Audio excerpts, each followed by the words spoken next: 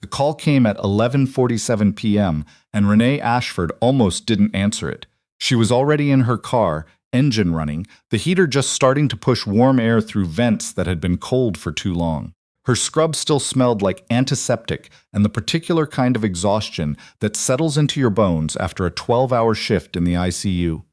She'd been on her feet since 7 that morning. She hadn't eaten since noon, and her left knee, the one that had been surgically reconstructed twice after Kandahar, was sending that familiar low current of pain up through her hip that meant she'd been standing on hard floors too long again. She answered anyway. It was her sister. A pipe had burst in her apartment, water everywhere. Could Renee come? That was why she was still on the road past midnight on a Tuesday. That was why she was driving through the older part of Clarkfield, past the shuttered textile mills and the laundromat that never seemed to close when the blue lights appeared in her rearview mirror. She didn't panic. She'd been pulled over before. She put on her turn signal, eased into the parking lot of a closed hardware store, and stopped the car. She turned off the radio. She put both hands on the wheel, visible, the way she'd been taught, not in the army, but in the conversation every black woman has with herself before she gets behind the wheel at night. The officer took his time getting out of the cruiser. She watched him in the mirror, tall, young. The way he walked said something she recognized immediately, that particular combination of authority and impatience that some people wear like a second uniform. He reached her window before she'd even finished lowering it. "Lights and registration," he said. No greeting, no reason for the stop. She reached for the glove compartment slowly, deliberately, narrating the movement the way she'd learned to do. "I'm going to reach into the glove box for my registration. My license is in my purse, which is on the passenger seat." He didn't acknowledge any of it. His name tag said Brewer, Officer T. Brewer. She handed him both documents. He looked at them the way people look at things they've already decided about. "You been drinking tonight?" "No," she said. "You sure?" She looked at him. "I just finished a 12-hour shift at St. Catherine's. I'm an ICU nurse. I've been on my feet since 7 this morning."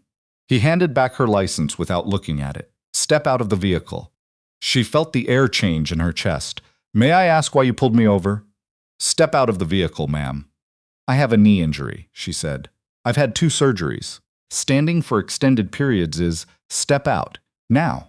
She got out. The parking lot was lit by a single sodium lamp that turned everything the color of old paper. The night air was cold, maybe 40 degrees, and she was in scrubs and sneakers. She stood beside her car and watched Officer Brewer circle it slowly, looking at the tires, the plates, the backseat windows. "You live around here?" "No. My sister lives on Delwood. She had a plumbing emergency." He wrote something on his pad. "You were swerving back there on Merchant Street." She hadn't been. She knew she hadn't been. She'd been driving exactly as she always drove at night in this city, carefully, below the speed limit, both hands on the wheel. But she also knew that arguing this point, here, in an empty parking lot at midnight, was not a battle she could win the way she was standing. "I don't believe I was swerving," she said, keeping her voice level, "but I understand if you thought you saw something." He looked at her then. Really looked at her, for the first time. There was something in his expression she couldn't name, not quite contempt, not quite confusion, something in between. "Walk the line for me," he said, pointing to a painted parking stripe. "I have a service-connected knee injury," she said. "I'm a veteran. 2 tours in Afghanistan. My left knee has limited range of motion. I can provide documentation. Walk the line." She walked it as best she could. She knew before she started that it would look wrong. The brace she wore during long shifts was in her locker at the hospital. Without it, her left leg compensated in a way that made her gait uneven. Anyone who didn't know what they were looking at could mistake it for impairment. Brewer watched her walk 6 feet and then held up his hand. "Stop." She stopped. "I'm going to need you to submit to a field sobriety test." "I am completely sober," she said. "I have a medical condition that affects my gait. If you test my breath, you won't find anything." "That's not how this works." "That's how this works," she said quietly. He looked at her again. "Excuse me? I said I know how this works. I'm not refusing anything. I'm asking you to note, for the record, that I have a documented knee injury from military service and that anything irregular about my movement is a result of that injury, not intoxication." Brewer clicked his pen. He wrote something. She couldn't see what. He made her stand in the cold for 11 minutes while he ran her plates. She counted. She was good at counting things when she needed to stay calm.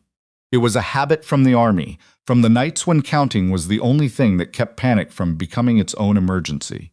When he came back, something had shifted. She didn't know what he'd found, or thought he'd found, but his voice had a different quality to it now. "Mrs. Ashford, I'm going to ask you to come with me to the station." She went very still. "Am I being arrested?" "You're being detained for further evaluation. On what grounds?" "Suspected DUI." The word landed in the cold air like something dropped from a height. She felt her heart rate do what it had been trained not to do. Spike, then level, then spike again. "I want to speak to a supervisor," she said. "There's no supervisor available at this time." She took one breath, then another. "Then I want to note clearly that I am a registered nurse and an Army veteran. I have no history of impairment. I have a medical condition affecting my left knee. I have not consumed alcohol in over 4 days, and I am cooperating fully with this stop while reserving my right to contest any charges." Brewer looked at her for a long moment. "Get in the cruiser," he said. The station was 20 minutes away. She sat in the back of the cruiser with her hands in her lap and her eyes open and her brain running through everything she knew about her rights, about the process, about what happened next. She was not afraid. She had been in places that made this parking lot look like a garden party. She had carried a rifle through mountain passes at 3 in the morning while people shot at her from elevations she couldn't see. She was not afraid, but she was angry and she was tired and her knee hurt, and she was watching her life arrange itself around this moment in a way she didn't like. At the station, a desk officer logged her in. Another officer, heavier, older, with a face that had seen too much coffee and not enough sleep, processed her paperwork without meeting her eyes. They asked her to blow into a breathalyzer. She blew, 0.0. She watched Brewer's face when the result came up. He looked at the device. He looked at her. He wrote something on his pad. "I want to call my attorney," she said. "You're not under arrest. I'm being detained. I have the right to counsel." The older officer at the desk, his tag said Delgado, looked up for the first time. She used the phone they gave her. She called the number she'd memorized 6 months ago, after her last run-in with a situation she'd hoped would be an isolated incident. It wasn't the number for a personal attorney. It was the number for a legal aid organization that handled exactly this kind of case, staffed at all hours, by people who had heard this exact story more times than anyone should have to hear it. The man who answered was named Cortez. She gave him the basics in 30 seconds. He told her not to sign anything. He said he'd be there in 40 minutes.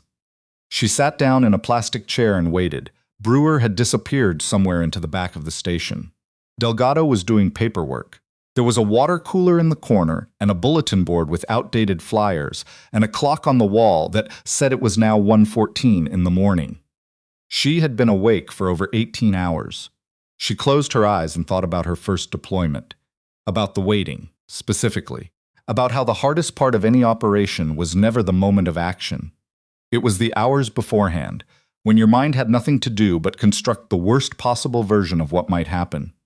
She had learned in that time to make her mind go somewhere else. Not blank. Blank was its own kind of chaos. Somewhere specific. Her grandmother's kitchen in Georgia. The smell of biscuits and the sound of a gospel station playing low on the radio. She went there now. She was still there, mentally, when the door to the station opened and a second officer walked in. She opened her eyes. He was maybe 45, with the kind of face that hadn't been young for a long time, but was still somehow readable. He had sergeant's stripes. He carried a thermos and a folder, and the general air of someone who had been called in on his night off. His name tag said Okafor. He looked at Delgado first. "Where's Brewer?" Delgado gestured toward the back. Okafor looked at the folder in his hand. Then he looked at Renee. She watched him process something. She'd gotten good over the years at reading the moment when someone's first assumption about her met the actual facts. He walked over. "Ms. Ashford," he said. "I'm Sergeant Okafor. I've been briefed on your stop tonight." "Then you know the breathalyzer was 0.0, she said. "Yes." He sat down in the chair across from her without being invited, which she took as a good sign. "I've also pulled up your record. You have no priors. You're currently licensed as a registered nurse at St. Catherine's Medical Center, and according to the VA database, You received a service-connected disability rating for a knee injury sustained during your second deployment to Afghanistan.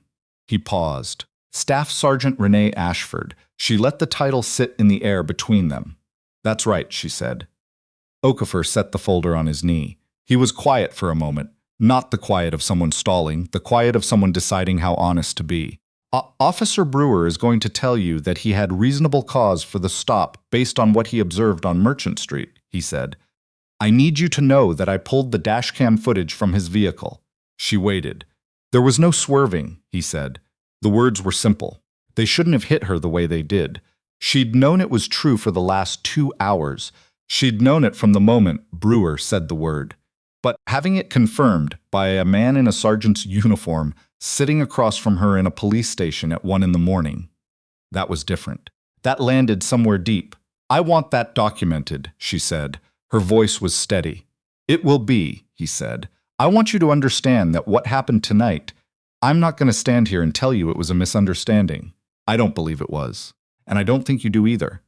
She looked at him for a long moment. No, I don't. Okafor nodded once. Your attorney is on his way. When he gets here, I'd like to sit down with both of you. But I want to say this now, before anyone else is in the room. He leaned forward slightly. Officer Brewer has 2 prior complaints. Neither of them was adequately investigated. That changes tonight. She didn't say anything.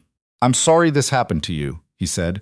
She'd heard those words before. She'd heard them in various configurations, from various people, in various situations where sorry was the cheapest thing in the room. But Okafor said them the way her CO had said them after Kandahar, like he meant the weight of them, not just the words. Thank you, she said, and meant it the same way. Cortez arrived at 1:52. He was a small man in a large coat with reading glasses pushed up on his forehead and the alert, slightly caffeinated energy of someone used to receiving bad news at inconvenient hours. He sat with Renee and Okafor for 40 minutes. She watched the 2 men navigate around each other. Cortez methodical and precise, Okafor direct in a way that kept surprising her. He didn't deflect. He didn't minimize. He answered Cortez's questions like a man who had already decided where he stood and was not planning to move. At the end of it, Cortez asked for copies of the dashcam footage and the intake log. Okafor produced both. She was released at 2:31 in the morning. Outside, in the parking lot, Cortez walked her to his car. He would drive her back to hers. How are you feeling? He asked. She thought about it honestly. Tired, she said, but clear. Good. He opened the passenger door. Because this isn't over tonight. This is just the beginning of what comes next. She knew that. She'd known it from the moment the blue lights hit her mirror. What came next took 4 months. The formal complaint was filed within 48 hours. Dashcam evidence was preserved. 2 other individuals, both from the Clarkfield area, both with similar stops, neither resulting in any charges, were identified and came forward. A third had a cell phone recording from a stop 6 months prior. Brewer hired a union attorney. He claimed the stop had been legitimate. He claimed the dashcam showed ambiguous driving. He claimed his record of community service outweighed isolated complaints. Okafor gave a deposition that took 3 hours. Renee was told afterward that he hadn't hedged a single answer. The Internal Review Board convened in April. Renee was not allowed in the room, but Cortez was, and he relayed each development to her with the efficiency of someone who had learned never to offer hope before facts. She kept working. She picked up extra shifts in the ICU when they were short. She drove her sister to appointments. She went to her knee PT on Thursdays and her therapist on Tuesdays. And she cooked on Sundays because cooking was the one thing that made her feel like time was moving forward instead of sideways. She didn't talk about the case much. Not at work, not with her sister, not with the friends who asked. She'd learned, in the army, in the hospitals, in the long decades of being someone who showed up to hard situations, that the most important thing you could do in the middle of something was to stay functional. To be the person who was still standing when the moment came that required standing. The moment came on a Thursday in May. Cortez called at noon. She was on her lunch break, sitting on a bench outside the hospital with a sandwich she hadn't touched. The board's decision came in this morning, he said. She put down the sandwich. Officer Brewer has been terminated, Cortez said, effective immediately. He's also been referred to the county DA's office for review of the 3 documented stops, including yours. The department has agreed to a policy review and retraining mandate to be completed before the end of the fiscal year. She was quiet for a moment. And the pension? She asked. She'd asked about this before. It was the detail that mattered to her, not out of vindictiveness, but because she'd watched too many situations end with apologies and suspended suspensions and a quiet return to the same thing 6 months later. Suspended pending the DA's review, Cortez said. If charges are filed and he's convicted, he forfeits it entirely. She exhaled. Outside the hospital, the May air was warm and smelled like the blooming Bradford pear trees they'd planted along the entrance drive 3 years ago. She looked at them for a moment. You did this, Cortez said. I want you to know that. The 2 witnesses who came forward did it because you went first. She thought about that. She thought about the parking lot at midnight, the sodium lamp, the cold air, the 11 minutes standing on a knee that had been through 2 surgeries and 2 wars. Someone had to, she said. There was a city council meeting in June. She hadn't planned to go. Cortez mentioned it. The reform package that had grown out of the investigation was being voted on, and her name had come up in the discussions, and she was welcome to be there if she wanted. She went. The room was packed, people standing along the walls. A local journalist she recognized from a story about St. Catherine's new cardiac unit. A group of women from a community organization she'd seen at the farmers market. Several people she didn't know at all who had driven from other parts of the county. Okafor was there, in civilian clothes. He caught her eye when she came in and gave her a nod that communicated more than most conversations she'd had in the last 4 months. She didn't speak. She hadn't been asked to, and she hadn't offered. But when the package passed, unanimously, which surprised her even after everything, the woman sitting next to her, whom she'd never met, reached over and squeezed her hand. She let her. Afterward, in the parking lot, Okafor found her. How are you? He asked. She'd been asked that a lot lately. She gave everyone else the short answer. She gave him the longer one. I've been a nurse for 9 years, she said. I've watched people come into the ICU who shouldn't have made it and watched them leave walking. I've watched people come in who should have made it and didn't. She paused. I think I spent a long time believing that if you just did everything right, if you were careful and qualified and you followed the rules and you showed up, the system would eventually work the way it was supposed to. Okafor waited. I don't believe that anymore, she said. But I believe that the people inside the system who actually want it to work, they matter. What you did mattered. She looked at him. I want you to know I know that. He was quiet for a moment. Then you came forward. That's not nothing. No, she said. It's not. She drove home through Clarkfield. She took Merchant Street on purpose. She drove it at the speed limit, both hands on the wheel, the city quiet around her at 8 in the evening, nothing unusual, no one watching. She drove it all the way to the end, where it turned into the highway that led out of town and back toward the life she'd built out of everything she'd survived. Then she turned around and drove home.